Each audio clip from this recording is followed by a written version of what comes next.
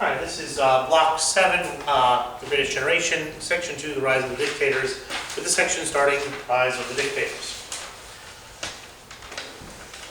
Europe after World War I was a mess, and it was especially a mess in the parts of Europe beyond to the east of the Rhine River. Here's the Rhine River.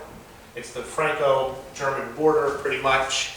And everything to the east of it was a colossal mess. And it was a colossal mess because you look, and there are these three huge countries that were here at the beginning of World War I, Imperial Germany, the Austro-Hungarian Empire, Russia, that all suffered revolutionary change in the closing years, weeks, days, months of World War I. As we know, Russia had its own nasty revolution and turned into the Soviet Union.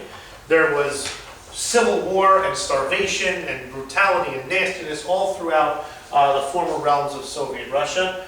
Germany had been, that the entire nation of Poland had been created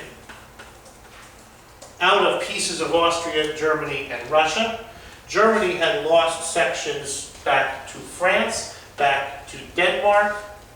Austria-Hungary had been divided into several different pieces. Czechoslovakia, Austria, Hungary. There was this new country called Yugoslavia. Romania got bigger. There was a country called the Ukraine. Communists are fighting monarchists. Monarchists are fighting nationalists. All of Europe is a mess. Add into that the economic dislocation that the war began. And the world, or these societies, are very ready for political saviors who come in and say, if you only follow me, everything will be good and wonderful in the world again. Marxist communism had been tried, or was being tried in the Soviet Union. There had been a revolt in southern Germany in a place called Bavaria, trying to get a communist government. Liberal democracy was seen as a general failure by the end of the 1920s. That lots of these countries had tried democratic government and it had failed. It had not been able to solve the problems. Liberal democracy was seen as decadent, it was seen as a failure, it was seen as a tool of the rich. And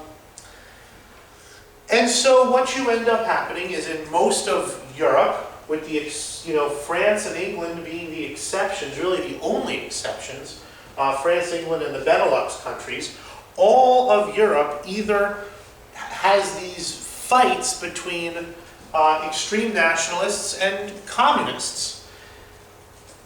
And it's easy for powerful orators to kind of get control of the crowds and get them on their side.